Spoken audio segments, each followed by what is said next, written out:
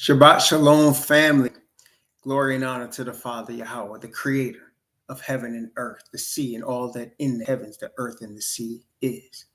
Glory and honor to Father Yahweh and to Messiah, his only begotten Son, the high priest of the Father. Not only that, the atonement for the sins of his people and the soon returning King of planet Earth to begin the Messianic kingdom and end the Gentile rule. Glory and honor to Messiah Yahushua. Glory and honor to Father Yahweh. Greetings to the awakening 12 tribes of the children of Israel by the bloodline of Jacob.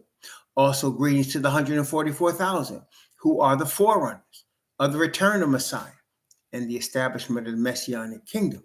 Greetings also to the precious souls among the children of Japhet and Ham and Japhet and Shem that are not of the bloodline, but are through the blood of the Messiah, grafted into the nation. Greetings also to the chat, Brother Lonnie, Sister Joyce, Sister Love Blue, Isha Shama, and Frankie. Also Yafi, Sister Castro, Superstar, David Harriet, Brother Mark, Brother Stephen Kelly, and Brother Gary Joseph, and everyone else. Greetings to all of you. We're continuing our study in the chapter of 13 of the book of Revelation. And we started last night looking at the four powers that make up the beast of Revelation. And this is the part 2 of deciphering the beast. There's a lot of guessing going on and very little Bible, especially of 2 or 3 witness accounts of doctrines with respect to the beast. There are people saying it's a computer chip, people saying it's a computer, people guessing and not knowing what it is. Study your Bible. Start in Genesis. Do the work of looking through your Bible with the power of the Father's Spirit. Start in Genesis and go through the Revelation. Don't look for shortcuts. This is not Google based. You must base this in Scripture. And the scriptural rule is, in the mouth of 2 or 3 witnesses, let every word be established. That is 2 or 3 different people. And there are at least 40, if not close to 50, Hebrew Israelite testimonies in this book of writers and people that the Father has called to give testimony and messages as to his truth. Read that and get 2 or 3 witnesses, and then you'll have it without having to guess. This is the problem. If you were expecting a major catastrophe, let's say you were expecting Helene to hit North Carolina. Let's say you had an idea that a hurricane was going to come and hit North Carolina and wipe your whole town out. And you guessed and you thought that hurricane, I believe, was going to come in 2025, but you're guessing. And it came 6 months earlier. What would happen to you? You'd be destroyed. Let's say the fires in California, somebody said, oh, those fires are going to come and they're going to wipe out tens of thousands of acres and kill many people and wipe out all the houses in my neighborhood in 2025. And it came in 2025, but earlier than you thought. What would happen? You'd be wiped out. This is the situation with all people that are trying to guess about prophecy.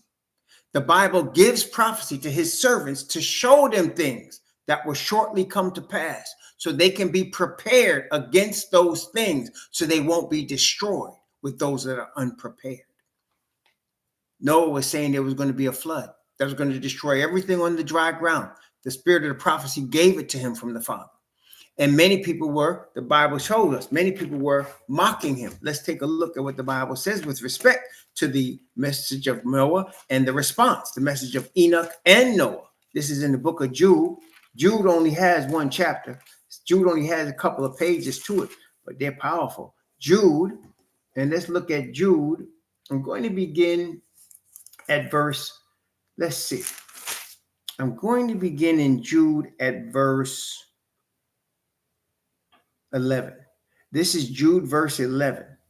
Woe unto them, for they have gone in the way of Cain, and have ran greedily after the error of Balaam for reward, and perished in the gainsaying of Korah.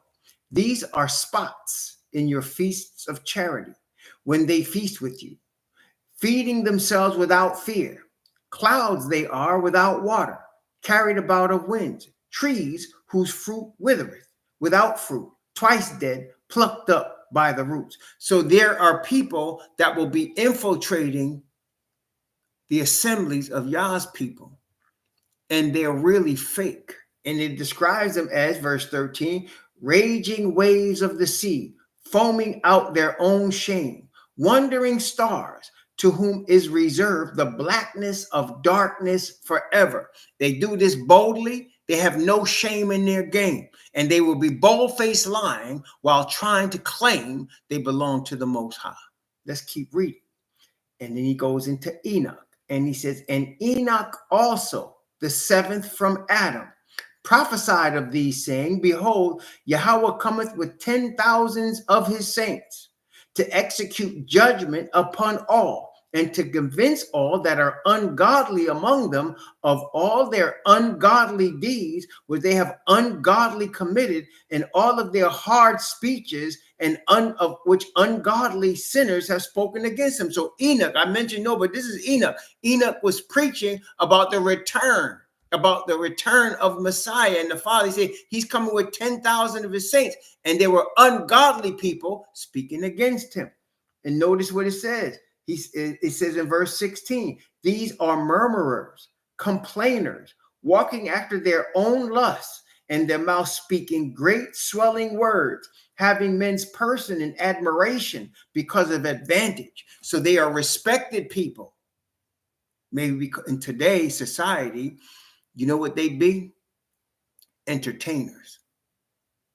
People think because Oprah says something, or because some famous rich basketball player, Michael Jordan, says something, that it means something to the Most High. Stars in this earth are not stars to the Most High. Stars in this earth are enemies of the Most High, because they're stars in Satan's kingdom. How could you be a star in Satan's kingdom and think that the Creator accepts you? The stars in the Most High's kingdom, the Bible says, are those that turn many to righteousness. Those are his stars. And in the earth that's founded based on lies, people that speak the truth are enemies of the lies. Therefore, the people that love the lies will hate the truth tellers. That's the way it is. Truth tellers get got in this society. And people that speak lies and entertain you and get your mind confused, they're the ones that are the stars. People that fake like they're other people. You know what that's called? When somebody is being paid to fake like they're somebody else. Actors. Does that make sense? So an actor is somebody that's being paid to play a role like they're somebody else. And these actors in today is called stars, Hollywood stars. They can act like they're somebody else and make you believe. They can act so well, they'll make you believe that they really are somebody else. They're acting. They can act like they're mean. They can act like they're loving. They can act like they're in love. They can act like they're in hate. But they're always acting. And then there are those, like you go to the circus and you got animals that could jump and people that could swing on bars and do everything in the circus, right? They could do trampolines and trapeze exercises. You're looking, you're amazed. That's entertainment. It's the same as sports. Who can run the fastest, jump the highest? Who's the quickest? Who's the slickest? Who's the most athletic? That's entertainment. And just because they can swing on a trapeze and jump on a trampoline, don't mean they know what they're talking about. But because they are wealthy and they're paid lots of money, people look at them with respect. As man, it's having persons in admiration because of advantage. Then you can get these very charismatic. These are the most dangerous ones. They ain't giving you nothing. They're not even entertaining you, really. And they can speak from pulpits in front of tens of thousands of people, even stadiums full of people, and people will rain money on them. You understand?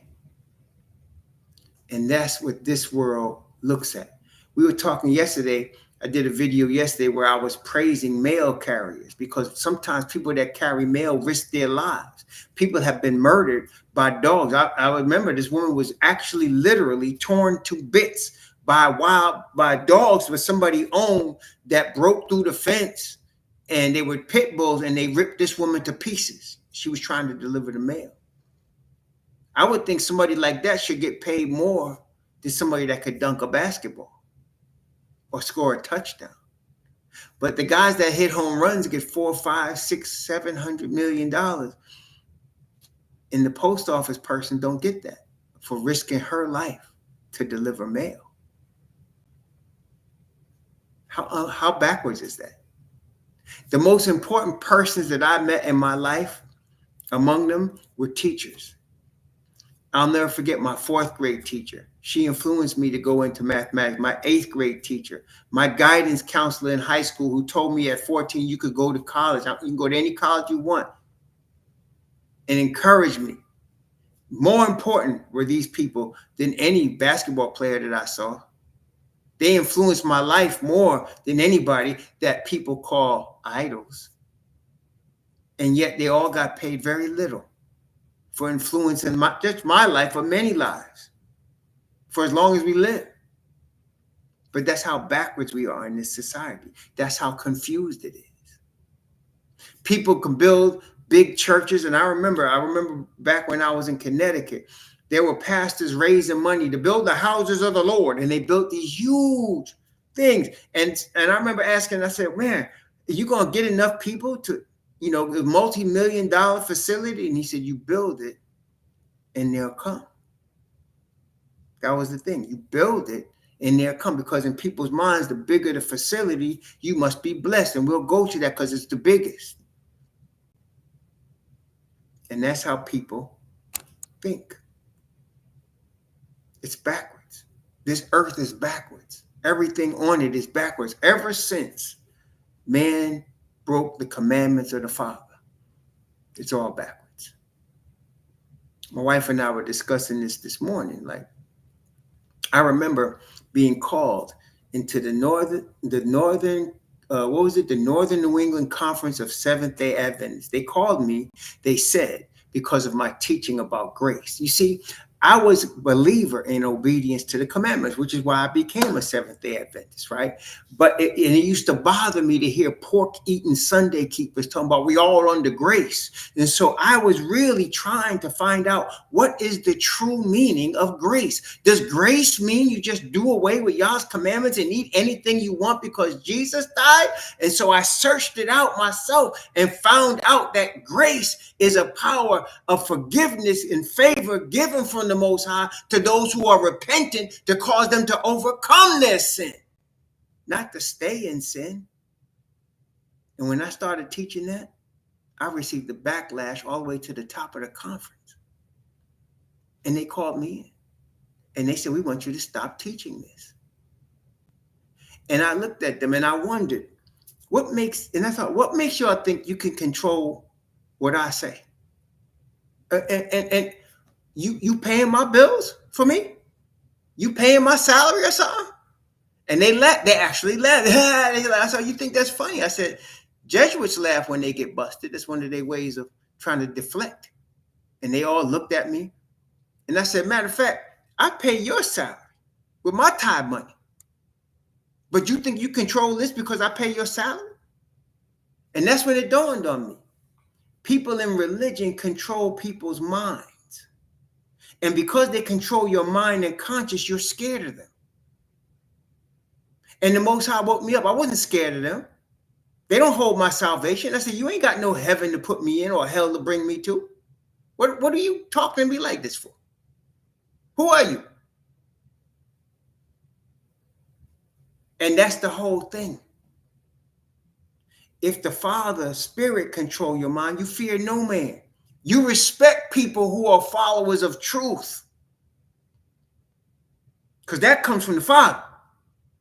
But men trying to control your mind and your conscience, they're trying to play the role that only the Father's Spirit can play.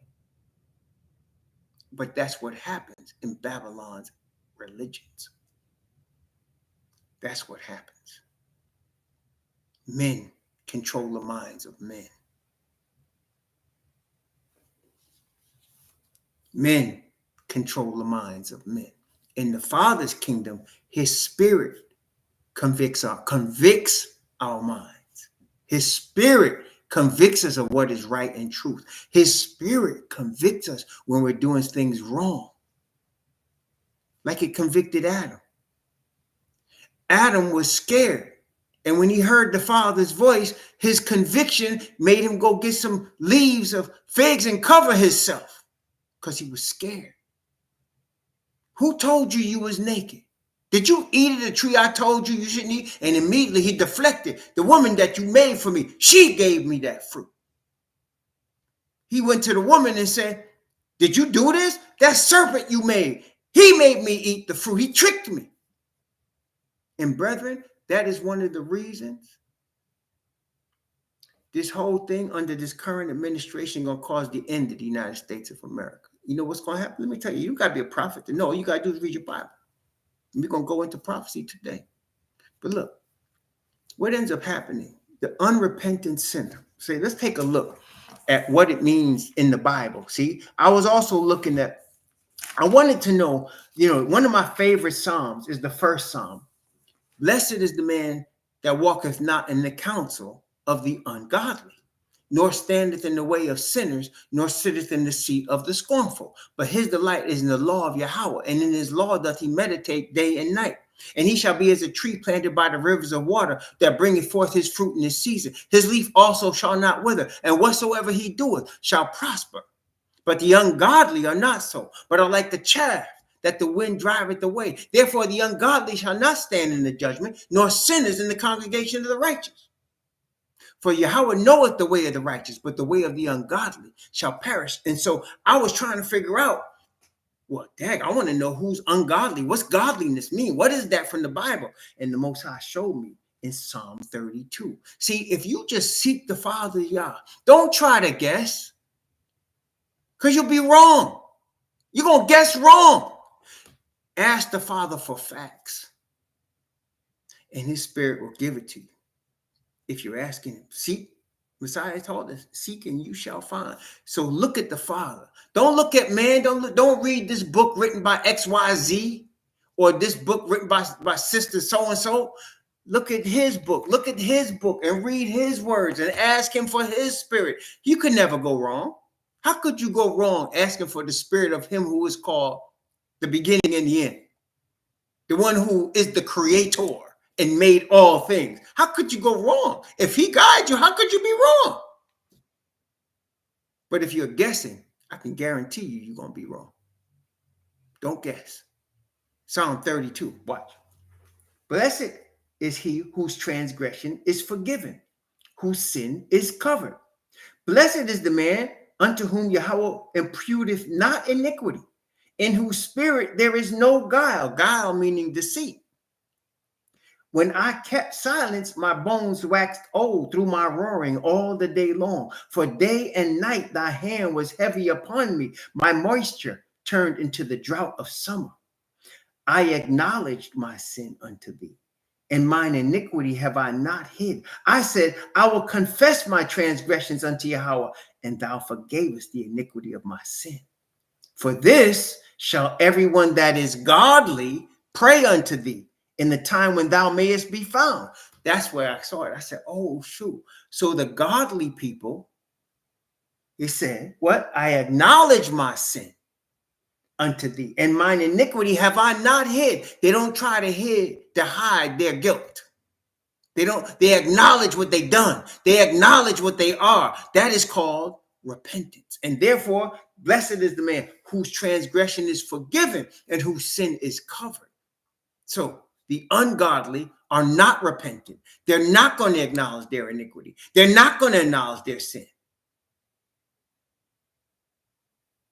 Well, that brought me to what I started telling you. What's going to happen is this current administration is going to fail, and they're going to fail badly. Things are going to go horribly wrong. And all of the followers that were thinking this man that's here is the Messiah are going to look stupid. You would think that they would say, we made a mistake. This is where the ungodly part comes in. They will never acknowledge that they made a mistake. Instead, they will blame other people. They will blame other boogeymen, other entities, other situations for what happened. And when they don't acknowledge they make a mistake, and when they blame other people, it will get worse. And therefore, they will make themselves become labeled by the Most High as ungodly. See? When instead of acknowledging that you messed up, they'll say, like the alphabet soup people, instead of acknowledging this is a perversion, the Democrats push this perversion of alphabet soup, which leads to things like pedophilia and child molestation. They'll just say, that's their freedom. There's nothing wrong with that. And it gets worse. You're now excusing this thing. Instead of acknowledging, I got this problem. I don't like the same sex. I mean, the opposite sex. I like the same sex. Instead of acknowledging that and coming to the Most High and saying, I will be a eunuch for your glory, you just excuse it. Because you were born that way means it must be okay to do it. Not understanding that the whole gene pool has been corrupted by sin. So that a man could look very plain, he can sound very regular, he could even sound nice, and he will rape and kill somebody.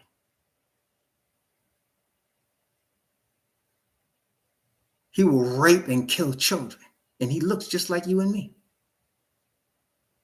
Something sick is there, but you can't see it, and he ain't acknowledging it.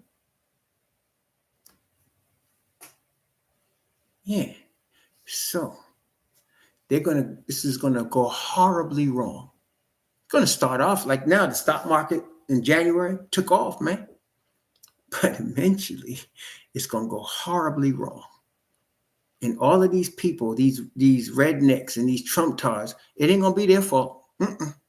See, right now, everything is the immigrants' fault. Everything is the migrants' fault. Everything is the Democrats' fault. No. See, they always did this. Y'all ever heard of Osama bin Laden?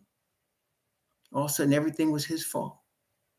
Though you saw those towers fall straight down, like they didn't lean or anything. They didn't come straight down. And even one that didn't even get hit with a plane, it came straight down. Happened to be containing some CIA materials.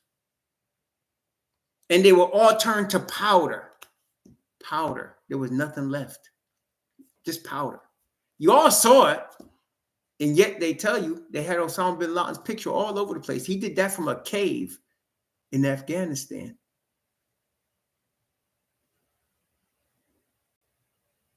Really? But you believe that. We all saw January 6th. Them fools, they was acting the fool. And they had the rebel Confederate flag and Trump flags, and they were marching through and they were hurting people. And they said it was a peaceful demonstration. That's what the president said. It was a peaceful demonstration. And you could see the cops had their gats, but they was trying to shoot pepper spray. They was trying everything not to hurt the people, but to tell people to back up. And when they came in and they busted through the doors and they started hurting one pulled out his gat and let loose. And they highlighted that man like he was a murderer. But then they killed people. They hurt people. They destroyed property. It was an attempted coup right in front of all of us. But now all them people are innocent. It was unjust. The president said how they was treated for that peaceful demonstration that he had nothing to do with. No, brethren, the ungodly are taking over this earth, and they're supposed to.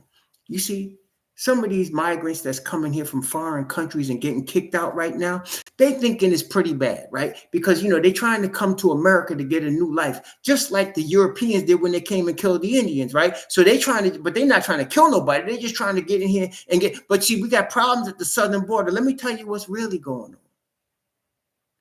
The Most High is allowing them to be put out before judgment hits this country.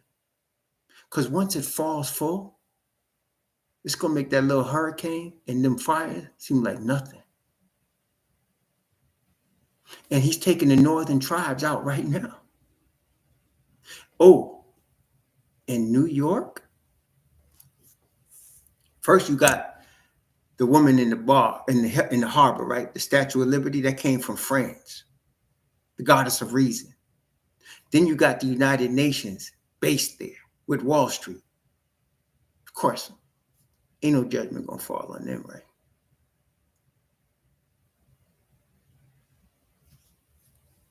Most High has been taking his Hebrew people away from danger. That's what's going on. You think he's just chasing you out of here? No, he's trying to save you. He's trying to help you. He's trying to tell you something. You don't want to be here. Not when it all hits the fan.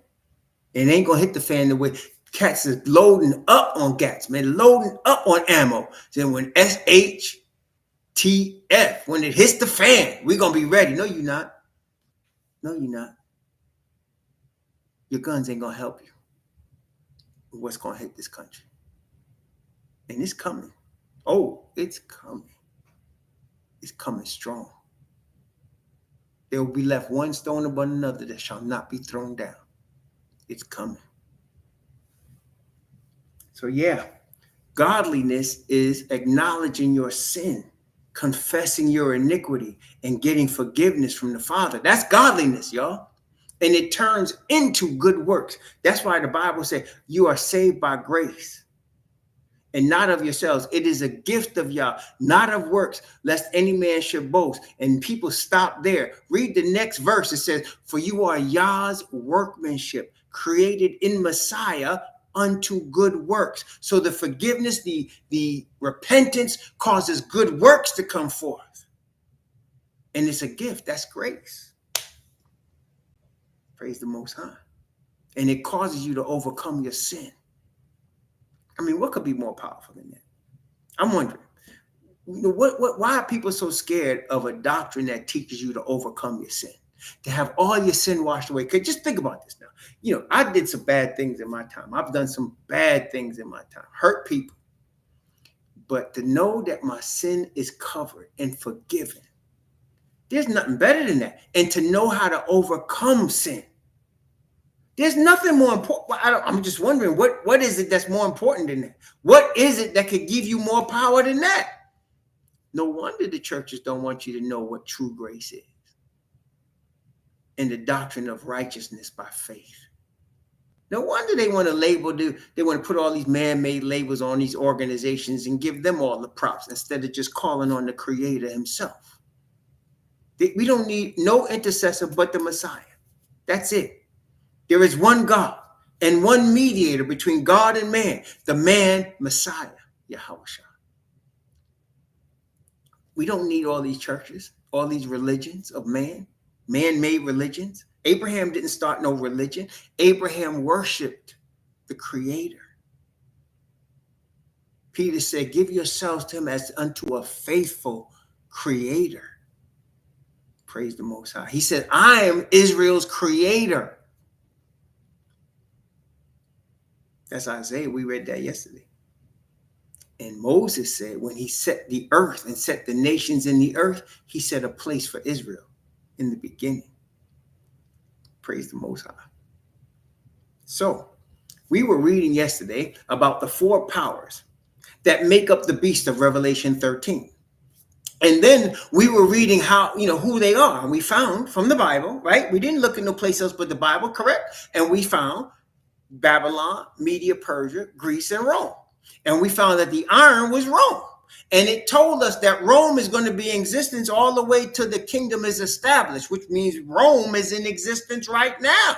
But people don't know it. So let's go back and let's finish what we started yesterday, because we're deciphering what this beast is. It's a combination of all of these kingdoms. Let's go back to Daniel chapter 7. The last one, the last head of it is Rome. Let's take a look, Daniel chapter 7, where we were yesterday. And we'll start at verse 8, actually verse 7, which is where we actually stopped yesterday when we're talking about the four kingdoms. And verse 7 is the fourth one that had 10 horns. That was Rome. It's the one that's the last one.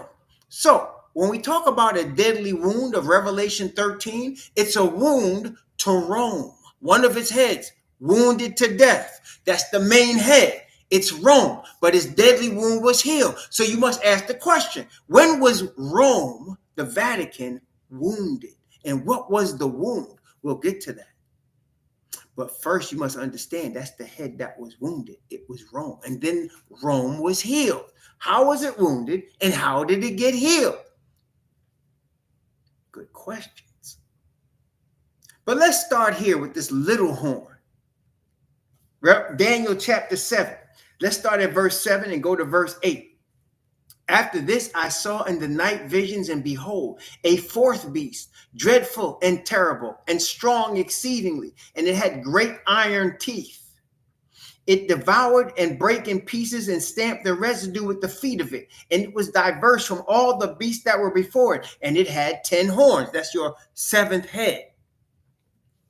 I considered the horns, and behold, there came up among them another little horn, for whom there were three of the first horns plucked up by the roots. And behold, this horn were eyes like the eyes of a man, and had a mouth speaking great things. So you had a power that came up. There were initially 10 divisions of the Roman Empire. Should I say, let me correct myself, the Holy Roman Empire. You see, it went from the Roman Empire, and then after Emperor, not Constantine, it was before Constantine, Diocletian, that's Pergamos. After that, then come Constantine, and he became a Christian. Of course, he had all kind of other gods, and he wanted the day of worship changed from Shabbat to the holy day of the sun. They called it the Venerabilis Deis Solis, the venerable day of the sun. That's what Constantine called it. Okay? And then later,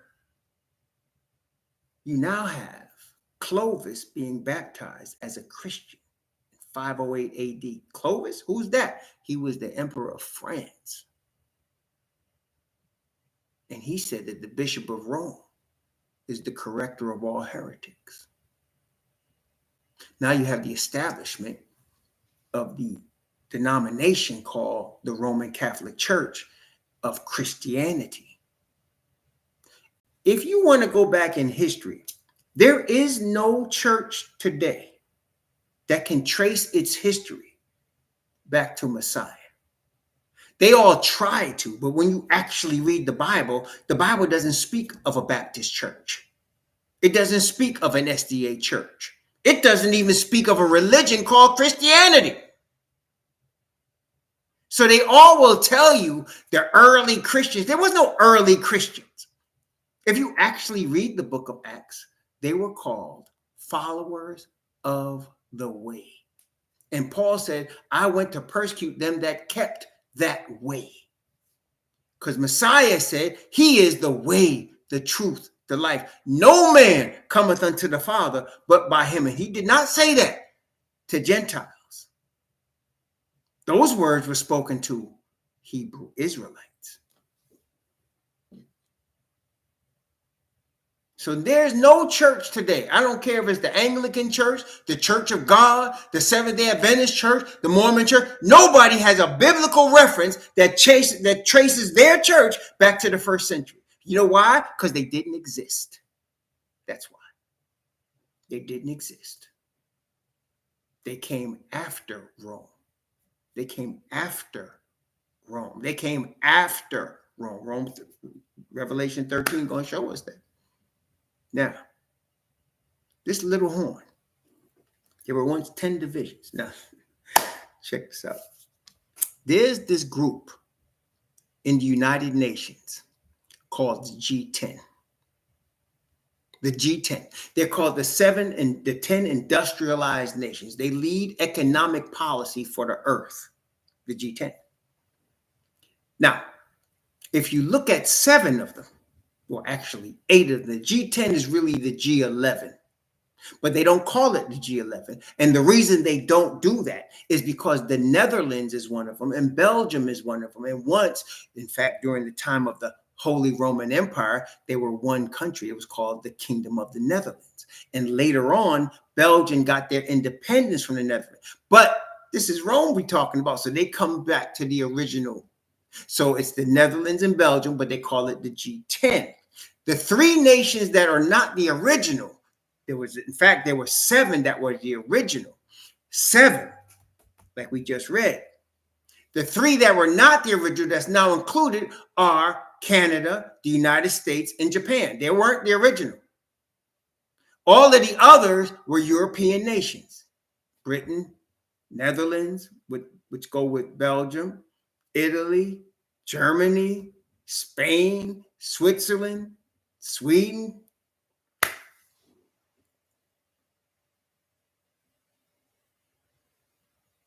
You understand? That's right, Mark. And that's what you got. So now you got all of these nations have one thing in common. And only Bible students will understand what I'm about to say.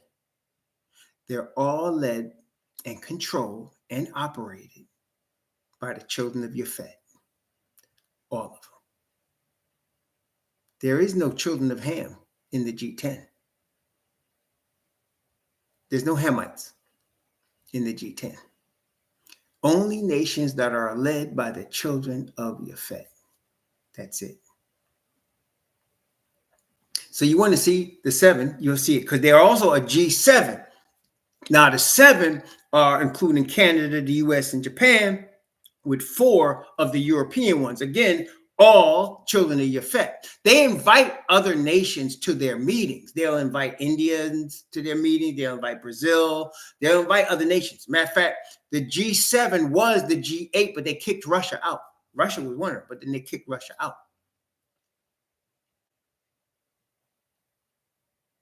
So all you got to do is look at the UN, and you'll see the 7 heads. Now, as we're going to read in Revelation 13, there's 10 again, right? There was 7 here.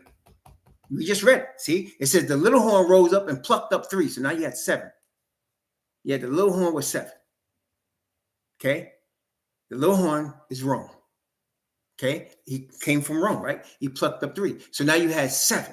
And what happened during the Holy Roman Empire, they had what they call electors. And most of those electors represented Germany, but there were 7 of them.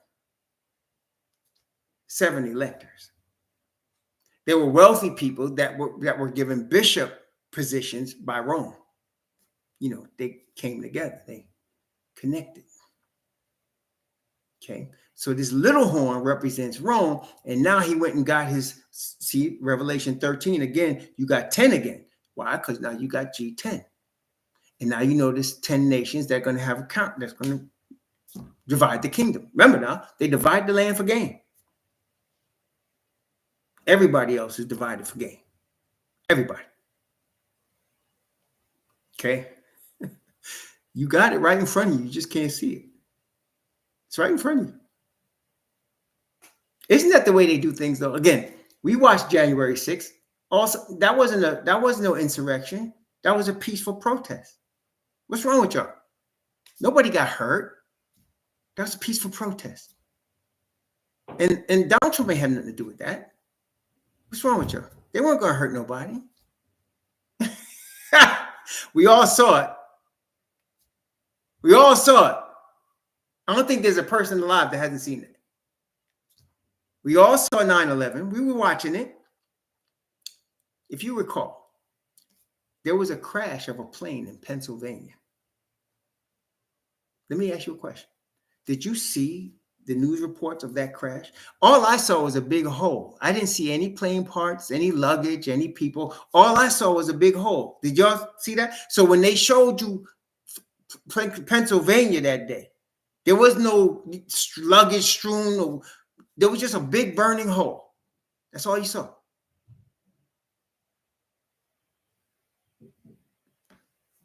Let's roll.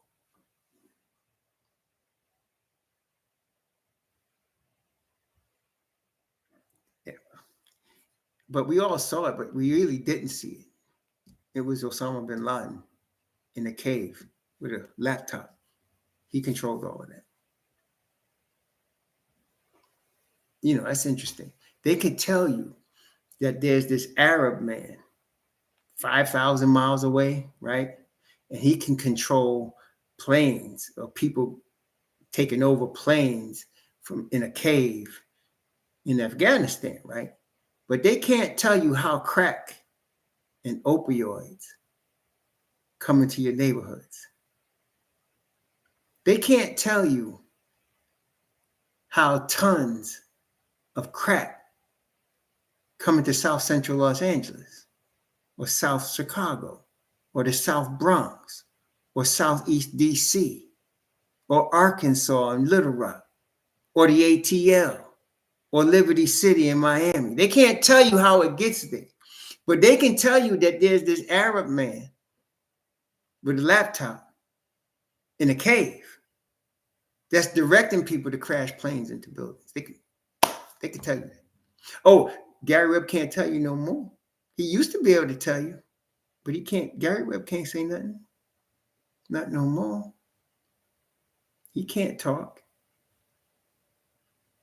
Unless the dead could talk. Yes, brethren. So, the little horn plucked up 3 horns. That's why you got G7. Well, no, G7 is really not. But that's why you got G10 with 3 of them coming from Canada, US, and Japan. Okay? That's why you got that. That's the little horns work right there. Now he's bringing it back together with the G10. Okay? That's the deal. So now, let's continue. So you got this little horn, and he got a mouth speaking great things. Great things don't mean good things. Great things mean he popping off. Means he coming out his face. Big time. Mean he's showing his behind. Big time. Speaking great things. Verse 9. Now, watch this now. Daniel chapter 7, verse 9. That's right, Brother Mark. Woo. Okay. Daniel chapter 7, we just read verse 8. Let's look at verse 9. I beheld till the thrones were cast down, and the Ancient of Days did sit, whose garment was white as snow, and the hair of his head like the pure wool. His throne was like a fiery flame, and his wheels as burning fire. A fiery stream issued and came forth from before him. Thousands ministered unto him, and 10,000 times 10,000 stood before him. The judgment was set, and the books were open.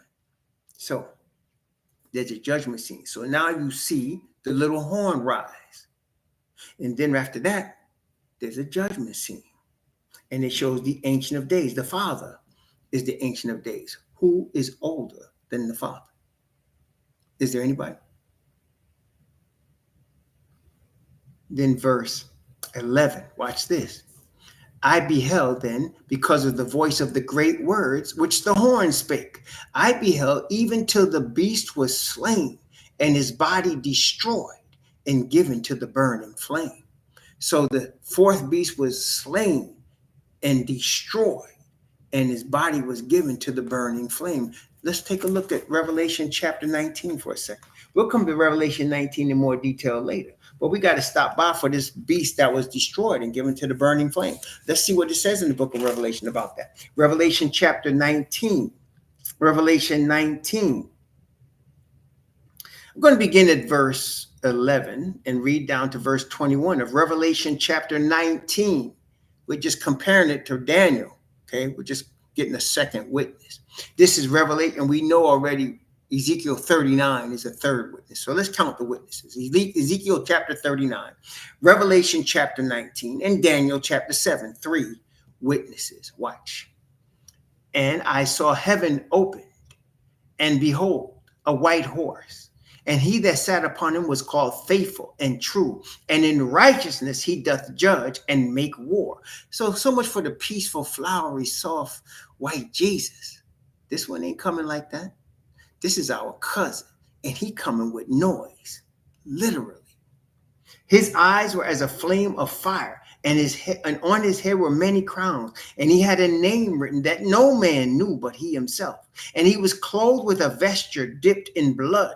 And his name is called the Word of Yahweh. And the armies which were in heaven followed him upon white horses, clothed in fine linen, clean, white and clean. And out of his mouth goeth a sharp sword, that with it he should smite the nations. By the way, the word nations is the word for heathen, Gentiles. And he shall rule them with a rod of iron, and he treadeth the winepress in fierceness and wrath of Almighty Yah. And he hath on his vesture and on his thigh a name written, King of Kings and Lord of Lords.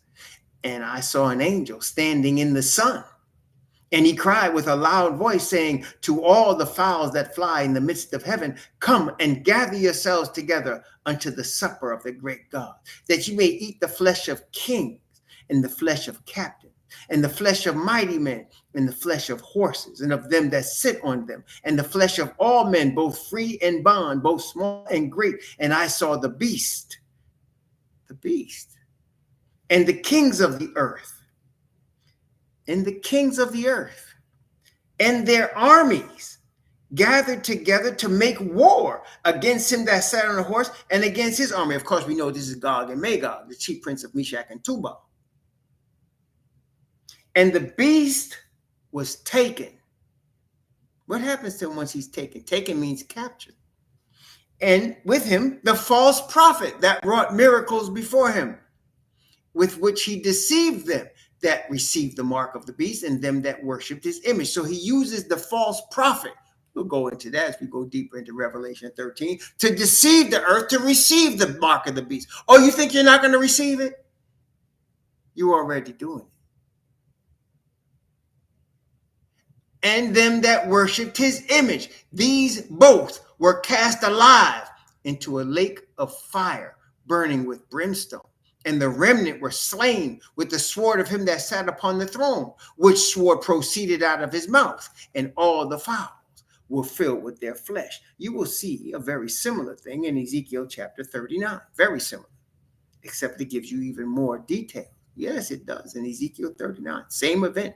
But here in Daniel chapter 7, verse 12, as concerning the rest of the beast, well, wait, let me go back to verse 11. That's what we just compared. I beheld then, because of the voice of the great words which the horn spake. It's because he was popping off. As the book of Revelation says, blasphemy. I beheld till the beast was slain. There it is. His body destroyed and given to the burning flame. There it is. Verse 12, as concerning the rest of the beast, that is Babylon, Media, Persia, and Greece. As concerning the rest of the beast, watch this. They had their dominion taken away, yet their lives were prolonged for a season in time. So there's no more Babylonian empire. So people keep looking at Iran. There's no more empire there. There's nothing but Iran. That's it. And then people keep looking at Medes and the Persians. Again, Iran and Iraq. Ain't nothing there. Iraq was Babylon, ain't no more. And Iran is Persia, not no more. There's no power there. Their dominion was taken away, yet their lives were prolonged. What does that mean? They live inside Rome. So, the lion of Babylon. The lion of Babylon say, you're going to worship me as the image. Rome speaks that. The Medes and the Persians say, once we make a law, it cannot be changed. That's the law of the Medes and the Persians. Rome says that. The Greeks created your modern law system and your modern educational system by copying what's now Africa. They copied it and they discovered it. Rome does that. Okay? So all of their lives are prolonged inside Rome, which is why in Revelation 13, you see that beast that makes up all of them.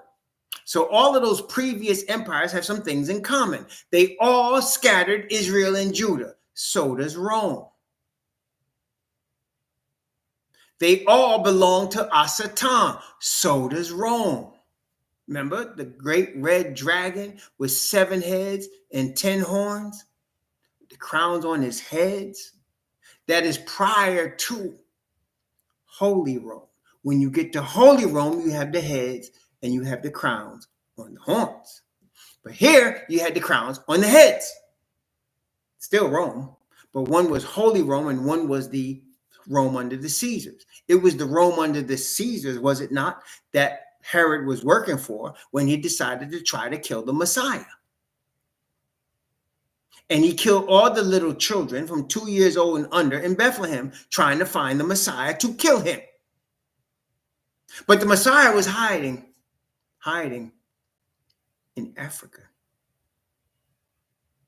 His mother and his father took him, his stepfather took him to Africa. And he was hiding there. And they couldn't find him with all them Africans. Couldn't find him. So he went to Bethlehem and killed all the babies there. But he was working for Rome, the Roman Empire, the Caesars, like Augustus, Julius, and them. Yeah. Okay. So their lives were prolonged. Their kingdoms didn't last anymore. There's no more Babylonian Empire, no more Medes and Persians, no more Greek Empire. But their lives were prolonged in Rome. Their lives were prolonged. The same attitude toward the Hebrews, toward the truth, toward Father Yah, same, hasn't changed. Hasn't changed. Verse 13. Now, you have a judgment scene with the Father. Then you have a scene coming up right now. Daniel 7, verse 13. And I saw in the night visions, and behold, one like the Son of Man came with the clouds of heaven and came to the Ancient of Days, and they brought him near before him. Okay, quiz question. Where in Revelation is verse 13 of Daniel, chapter 7? Chapter 7, verse 13 of Daniel is in the book of Revelation. I'll give you a hint. We already studied it. So where is that? Where is that? It says the night visions, one like the Son of Man came with the clouds to the Ancient of Days, and they brought him near before him. Where did that happen in the book of Revelation? We did study it. Where did that happen? Mark, I'm going to call on you because I know you know. Matter of fact, Mark, I'm going to don't say nothing, Mark. Don't say nothing. Don't say nothing. Let these other fam come up with this. That's right. Thank you. Psalm 119, sister, came up with it. That's right. Psalm 119. They brought him to the Ancient of Days. They brought him to him that sat on the throne. And then verse 14, same thing. It was a continuation of that. And there was given him, that is the Son of Man, dominion and glory and a kingdom. So the Messiah was given in the book that was in the Father's right hand. What? He was given dominion and glory and a kingdom. The kingdom and the dominion is of this earth. And all peoples, nations, and languages should serve him. Matter of fact, notice what it says. It says that here. And a kingdom that all people, nations, and languages should serve him. His dominion is an everlasting dominion, which shall not pass away. And his kingdom, that which shall not be destroyed. By the way, didn't they say the same thing in Daniel 2? It said that stone that hit the statue became a great mountain and filled the whole earth. And he's going to have a kingdom that's not going to be given to other people, but shall last forever and ever. Here again, he's going to have a kingdom which shall not pass away. And his kingdom is that which shall not be destroyed. Same kingdom, same stone. It's the Son of Man. It's the Messiah. That's the stone of Daniel 2. It's the Messiah. That's the Son of Man here in Daniel 7. It's the Son of Man. It's the Messiah that is in Revelation 5. And let's go to Revelation 5. Revelation 5, where we see the counterpart to Daniel 7 here in this part. Revelation chapter 5. Verse 1, and I saw in the right hand of him that sat on the throne a book written within and on the backside, sealed with 7 seals. And I saw a strong angel proclaiming with a loud voice, who is worthy to open the book and to loose the seals thereof? And no man in heaven, nor in earth, neither under the earth, was able to open the book, neither to look thereon. And I wept much, because no man was found worthy to open and to read the book, neither to look thereon. And one of the elders said unto me, weep not. Behold, the Lion of the tribe of Judah, the Lion of the tribe of Judah, one of the 12 tribes. See, the Lion of the tribe of Judah, the root of David, hath prevailed to open the book and to loose the 7 seals thereof. And I beheld, and lo, in the midst of the throne and of the four beasts, in the midst of the elders, stood a lamb, as it had been slain, having 7 horns and 7 eyes, which are the 7 spirits of Yahweh, sent forth into all the earth.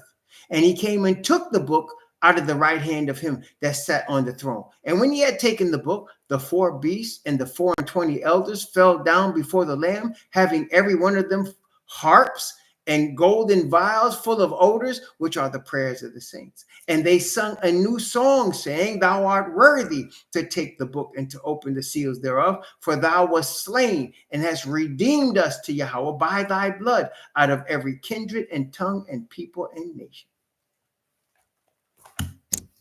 So the Lamb, the Lion of the tribe of Judah, is the Son of Man of Daniel chapter 7, is the stone of Daniel chapter 2, all of which point to a kingdom that's going to be an eternal kingdom which shall last forever. And a dominion that's given to him in that book is the people, the book of life that represent the people. What's the use in having land if you ain't got no people? A kingdom represents not only land, but people occupying the land. So you got the book of life, which is the redeemed people, and he's been given the earth as his dominion. There you go. And he's going to come take it. See, that's why he said, upon this rock will I build my church, and the gates of hell shall not prevail. Wait, the gates of hell shall not, let's say the gates of, let me read it exactly. I don't want to guess. Let's read it. Yes, sir. And say unto thee, thou art Peter, and upon this rock I will build my church, and the gates of hell shall not prevail against it. Gates are used to protect the capital city against an invader. The Messiah is saying he is the rock that's going to be the invader, and the gates of hell will not stop him from taking what he got, taking his kingdom, which is this earth. Which is why we also just read that the kings of the earth and the beasts and the false prophet gathered their armies to fight against him, to fight against the Messiah. They're going to lose. They will not win.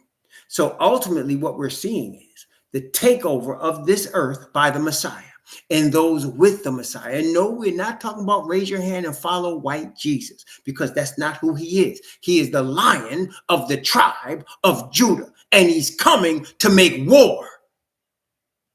I want you to check that out. We did read that, didn't we? He said, in righteousness, he does judge and make war. He's been given that of his Father, our Father. He's not coming peacefully. It's going to be noise brought, serious noise. Noise like nobody ever seen before on this planet. The whole earth is going to shake with the earthquake. The whole earth is going to shake. It's okay. We're going to be all right, though. Praise the Most High. Back to Daniel 7. So the little horn that plucked up 3 of his partners and has 7 left. And now as we go back to Revelation 13, when we do, you're going to see they got 10. Again, 10. There are 10 kings, which have received no kingdom as yet, but receive power as kings 1 hour with the beast. Japan representing Asia, all of Asia. Canada and the United States, all of the Americas, North America, South America, Central America. The children of Yafet ruling the earth. And of course, all the European nations representing Europe, obviously. Yep. There you go. There you go, brethren. Let's keep reading, though. See how much information the Bible is giving to us? All you got to do is read it. But, it takes time to read it. It ain't no quick Google search. You got to read it. You got to pray it. You got to read it. And the Father will show you. He'll always show you. He wants people. What does the Messiah himself taught us? He said to the woman at the well, Yah is a spirit, and they that worship him must worship him in spirit and in truth. For the Father seeketh such to worship him. You want to know if he was looking for you? Are you seeking to worship him in spirit and in truth? Then he's looking for you. He seeketh such to worship him. If you're not, if you want to do your own thing, he ain't looking for you. Do your thing. Go. He will meet with him again, and you ain't going to like it. Daniel chapter 7. Verse 15. I, Daniel, was grieved in my spirit and in the midst of my body, and the visions of my head troubled me. I came near unto one of them that stood by and asked him the truth of all this. So he told me and made me know the interpretation of the things. These great beasts, which are four kings, which shall arise out of the earth. But the saints of the Most High shall take the kingdom and possess the kingdom forever, even forever and ever. The saints of the Most High are the ones whose names are written on the city, the 12 tribes of Israel. And the Bible says in Ezekiel chapter 48 that the name of that city shall be called Yahweh is there. And it has the names of the 12 tribes on the gates. That's the saints. Those with the saints are also saints, but they got to be grafted into the saints, the true Hebrews, which is where we at right now. The descendants of slaves are the true Hebrews. You want to be saved? Better connect with them. They're your brothers and sisters, and they are your spiritual leaders. And they ain't Christians. Their religion is the Creator, just Him. Praise the Most High. But the saints of the Most High shall take the kingdom and possess the kingdom forever. And just for emphasis, he says, even forever and ever. Then Daniel says, Daniel chapter 7, verse 19. Watch this. Then I would know the truth of the fourth beast.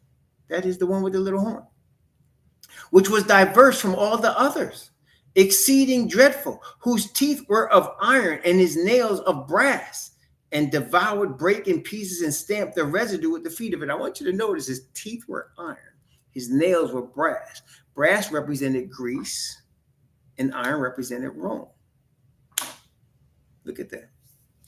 In verse 20, and of the 10 horns that were in his head, and of the other which came up, before whom 3 fell, even that horn that had eyes and had a mouth that spake very great things, whose look was more stout than his fellows. So let me ask you a different. Here we go. Here's the next quiz question. Y'all got Sister Psalm 19 saved y'all because she got the first one right. So let's look at the second question now. You got Babylon, you got the Medes and the Persians, and you got Greece. Okay, 3, right? What was so different about Rome from those other 3? So in common, they were all world empires. They have that in common. But tell me, what's the difference between Rome and the rest of them? What's the difference? This one was different, and the little horn was different. That's right. That's right, Brother Wade. That's right, Brother Manny. That's right. So this one is, you have the element of worship. And we're going to see as we study Revelation 13, the word worship is very prominent in Revelation 13. Very prominent. The word worship, very prominent. Let's put this together. You got religions that the devil gave you based saying man is the God, right? He told Eve, you could be gods and you'll never die. So man is saying, I will never die. I'm going to be a God. My kingdom going to last forever. Their houses will continue to all generations. So you have that. And then you have that, and they're saying worship. In the book of Revelation 13, you'll see the word worship multiple times. I'm going to show you, but you're going to see it multiple times there. So you got man wanting worship. There is the basis of what becomes the mark of the beast. Man wanting worship. The fear of man, the Bible says, bringeth a snare. But whosoever puts their trust in Yahweh shall be safe. The name of Yahweh is a strong tower. The righteous runneth into it and is safe. He that dwelleth in the secret place of the Most High shall abide under the shadow of the Almighty. See, the fear of man bringeth a snare, and everything on this earth is based on the fear of man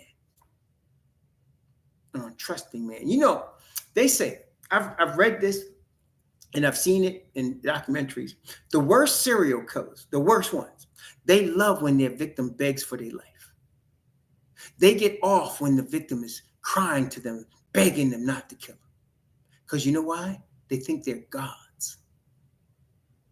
And they have the power of death. And that turns them on. That's why I taught my daughters, if anybody ever snatch you, don't beg for your life. You stand bold and you tell them, do what you do. Don't beg for your life, because they'll get off and they'll just torture you more because they want to hear you cry more and beg more. That's what they do in this earth, because fear of man brings a snare. Don't fear man. Don't fear man. We only got one to fear. That's the one that has power over hell. The one that has power over the kingdom. That's the only one you need to fear. Don't fear man. His life is like a vapor, the Bible said. He's here today and gone tomorrow. One of the worst serial killers was Ted Bundy. Where is he now? I'm dead. I'm dead now. Okay? The one that was killing all those black men in Wisconsin. Him dead now. Dead. They're not killing nobody no more. And the same will happen with all murderers. They're going to be dead soon. They're not going to make it. Whereas us, they might kill us here, but we coming back. You're going to see David again. You're going to see Moses again. You're going to see Isaiah and Jeremiah and Ezekiel again. You're going to see John the Baptist again. And you're going to see all the saints again, because death cannot stop the power of the resurrection. I'm going to see my daddy again. My man Castle going to see his mama again. My wife going to see her daddy again, because death cannot stop the power of the resurrection. Praise the Most High. That's right. So let's look at verse 20 again and read verse 21 of Daniel chapter 7. And the 10 horns that were in his head, and of the other which came up, before whom the three fell, even that horn had eyes and a mouth that spake very great things, whose look was more stout than his fellows. Verse 21, watch this now. I beheld, and the same horn made war with the saints and prevailed against them. You want to know why we was herded up into neighborhoods, and the neighborhoods was redlined, and we had inferior schools, inferior healthcare, inferior laws, inferior infrastructure? Because he made war with the saints and prevailed against them. But the time is coming very shortly when the time of their power is over, until the times of the Gentiles is fulfilled. It's being fulfilled because we're awakening. And it shall come to pass, when all these things come upon thee, the blessing and the curse, which means he prevailed against us. That's already happened. The blessing and the curse.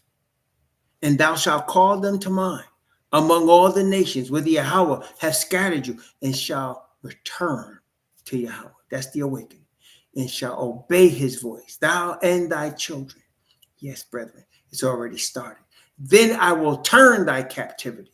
And all these curses I will put on thine enemies and them that hated thee, that persecuted thee. Oh, yes. You want us to get over it? We're going to get over it. Oh, yes, we will. As soon as our cousin comes, we're going to all get over it. Oh, yes, we will. They're going to have a problem. But we're going to have blessing. Praise the Most High. The last shall be first, and the first shall be last. Praise the Most High. I beheld, and the same horn made war with the saints and prevailed against them. And the dragon was wroth with the woman and went to make war with the remnant of his seed. That's the saints. Yes. The Israelites are the saints. The bloodline is the saints. Praise the Most High. Until the Ancient of Days came, and judgment was given to the saints of the Most High. You see, brethren, judgment is a scary time for the heathen. Yeah, they're scared. You know, heaven or hell. We don't want to go to hell. Yes, you are, though. But it's not scary for the saints. Notice it says, I beheld the same horn made war with the saints and prevailed against them until it comes an end of it. Until the Ancient of Days came and judgment was given. See, judgment is on our favor, brethren. All we have to do is go to our Father, and judgment is in favor of us. We get sealed. We get our land back. All we got to do is go to him. Judgment was given to the saints of the Most High. And the time came, you see that judgment? The time came that the saints possessed the kingdom. See, that's the second time he said that in this chapter. He said it earlier. He said, but the saints of the Most High shall take the kingdom and possess the kingdom forever. See, brethren, this earth is going to be ours. And you listen, y'all, NSA, CIA, all y'all, you ain't got to worry about me. No, you ain't got no problem with me. I'm getting it too. Yeah, but look, your problem is with my cousin. You don't want to deal with him. Your problem's with my cousin.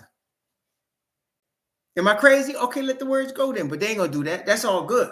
Your problem's with my cousin and with my heavenly Father. That's your problem. And you ain't going to be able to deal with him. He ain't like us.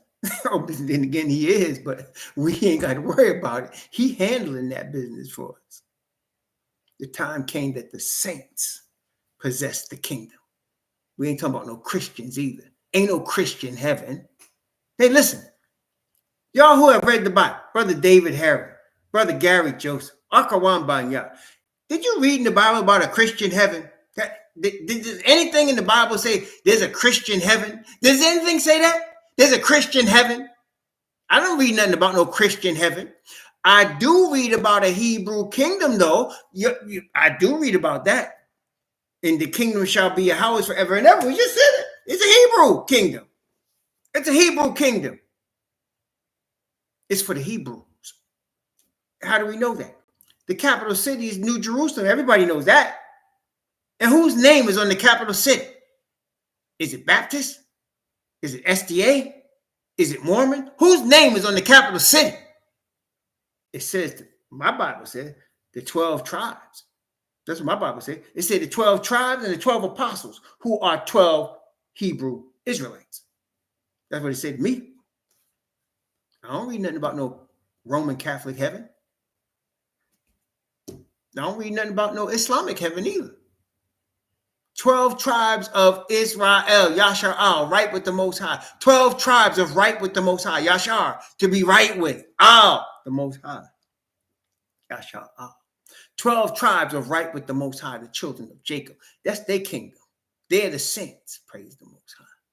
The time came that the saints possessed the kingdom. Verse 23. Thus he said, the fourth beast shall be the fourth kingdom upon the earth, which shall be diverse from all kingdoms, and shall devour the whole earth and tread it down and break it in pieces. You see why I told y'all? You can go to other countries, and the Most High is sending us to other countries. But whatever country you go to, you're still in Babylon now. Now, I ain't gonna front. It's going to be more hot and heated in these first world countries. It's going to be more hot and heated. You know, they're going to catch it. The United States is getting ready to catch some hell. There's no doubt about it. It's coming. But you're still in Babylon. Don't think you're escaping Babylon by going to another country. You're just getting a little bit of a break from what's coming here, hot and heavy. So you can go to some of these other countries and you'll get a little break for a while. But don't think they ain't going to come after your behind. They still coming because you're still in Babylon. But you good, though. Because remember what we read in Revelation 12. The earth opened her mouth and helped the woman and swallowed up the flood that the dragon sent after the woman. He tried to drown her in the flood. The waters represent the Gentile armies. They're trying to drown you in the flood. But don't worry about it. We'll be okay. I'll never forget the story I read about a jaguar. Not the car, the animal, a jaguar. There were people looking for a jaguar. They were studying jaguars. And they were in some tropical jungle somewhere looking for a jaguar. And they're looking all over the place. And this 200-pound animal was sitting right in the middle of them and they couldn't see him. He's so quiet. They're making all kind of noises, stepping on leaves and stuff. You could not hear the jaguar. Guess what? If the Most High don't want them to see us, we can be standing right next to them. And they won't see us. And if they arrest us, like they arrested Peter and had 16 soldiers guarding him, he can walk right out and they won't know it. The next day they'll be saying, where did he go? The saints' time to possess the kingdom. And the Father controls and has power over all these kingdoms. And he's going to give that power to us. Praise the Most High. All we need to do is surrender to the Father. confess our sins and the sins of our fathers, unlike the heathen. Confess our sins and the sins of our fathers, and he calls us godly, and he'll cover us with righteousness and declare us justified. Praise the Most High. Yes. Praise the Most High. That's right. It's coming, brethren. So the fourth beast shall be the fourth kingdom that upon the earth that shall be diverse from all kingdoms, because it's covering religion, as we know, and shall devour the whole earth. See, so it devours the whole earth. There is no kingdom on this planet that's not devoured by the fourth beast. See, you can see that. I don't care what country it is. Like I said, you want to know on a more practical level, do they have a bank there? If there's a bank there, it's devoured. Do they have a religion there?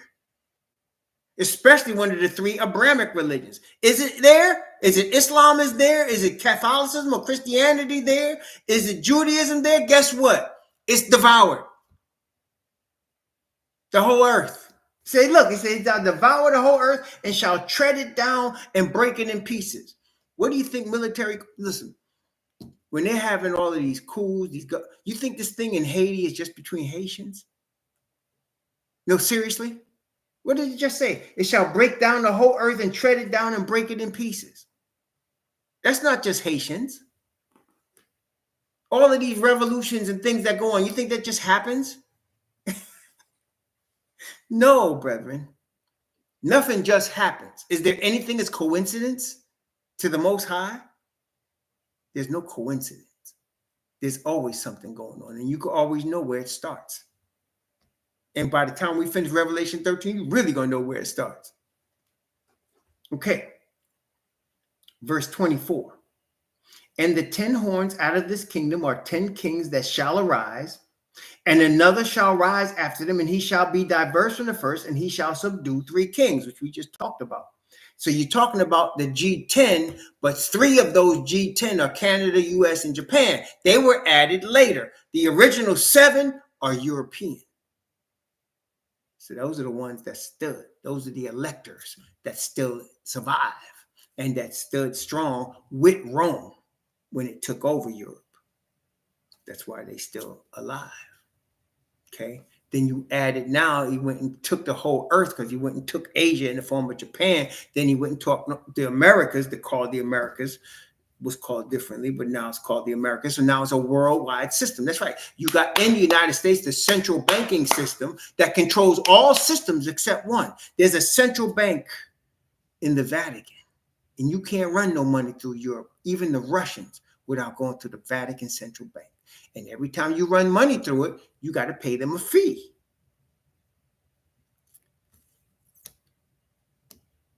So there's central banking system. Matter of fact, that's how, if you remember, the Russians were fighting against Afghanistan, and the Russians lost. And why did they lose? Because they didn't have no more money.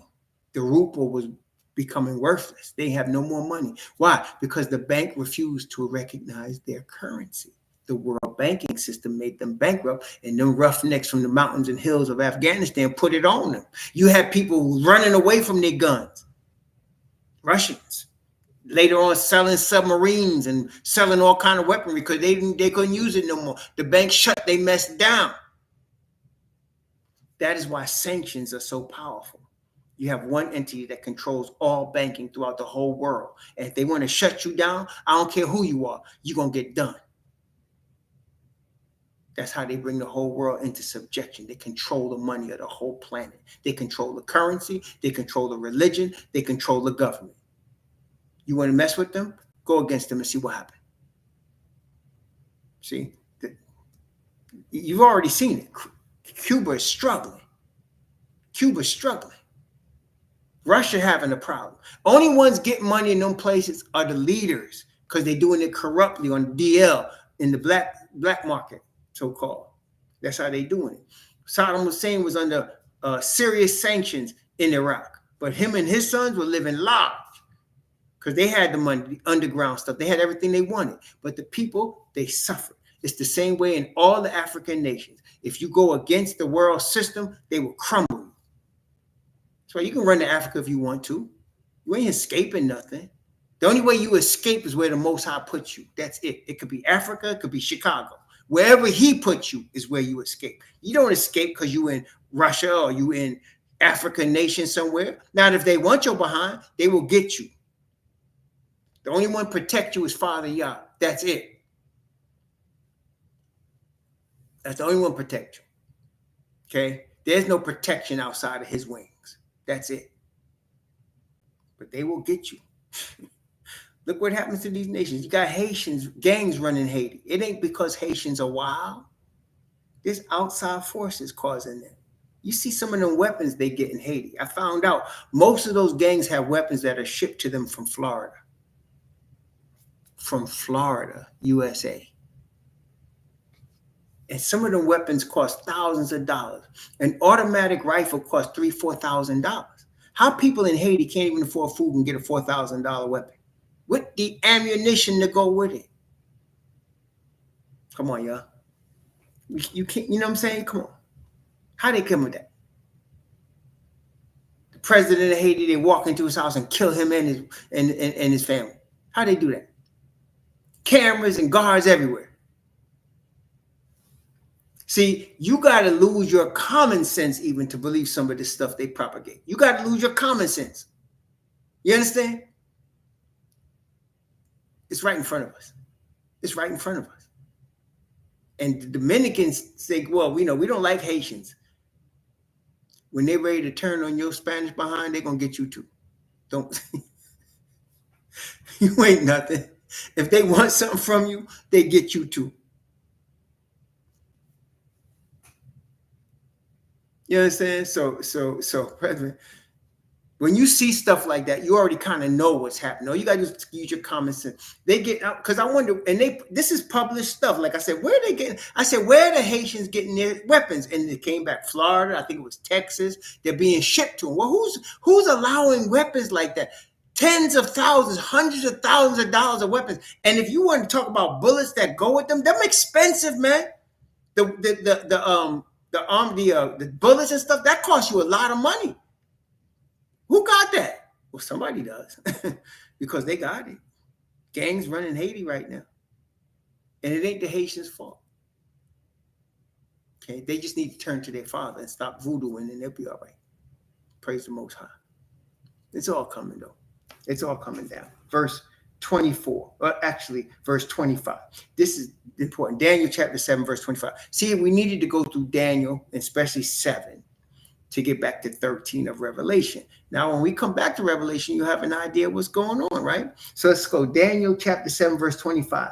And he shall speak great words against the Most High, and shall wear out the saints of the Most High, and think to change times and laws, and they shall be given into his hand until a time and times and the dividing of time. So the powers that be change times and laws. What do they mean by that? Well, what do they mean times? Well, the Bible tells us that the month of Abib is when the new year begins. The month of Abib is in the spring. But do we keep that? No. The new year is January 1st. Not the month of Abib. And the Christians will tell you, you can't keep all of those laws. Them laws done away with. Jesus nailed them to the cross. You can't keep all 600 of them laws.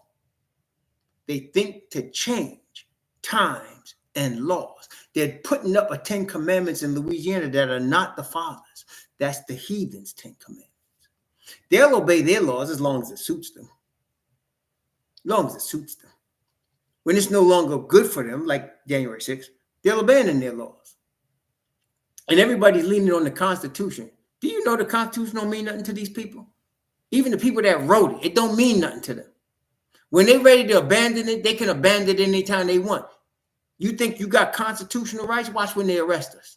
They don't care about your rights. You don't got no rights with the heathen. They make up their own laws as they go along. They're not eternal like the Father. The Father's laws are eternal. Can't nobody change them. They think to change them. See? They think to change them. He ain't following their rules. He got his law. The 7th day is the Shabbat. There's 3 appointed feasts. There's a day of judgment called the Day of Atonement. He got his laws. The year starts in the month of Abib. They can do whatever they want. That's their business.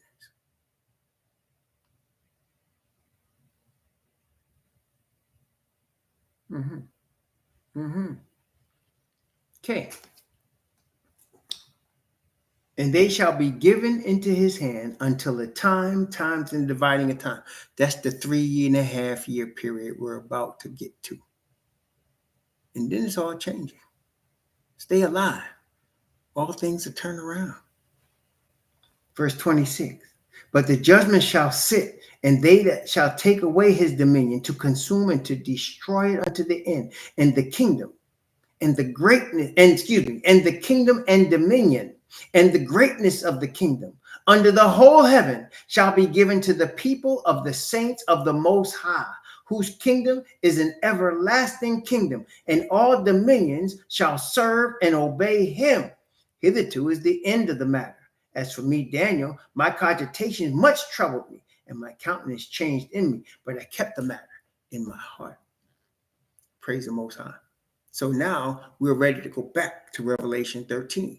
And now you're ready to understand the difference between the two dragons, Revelation 12 and Revelation 13. Now you're ready to see what's going on right now. Now you're ready to see where we are right now.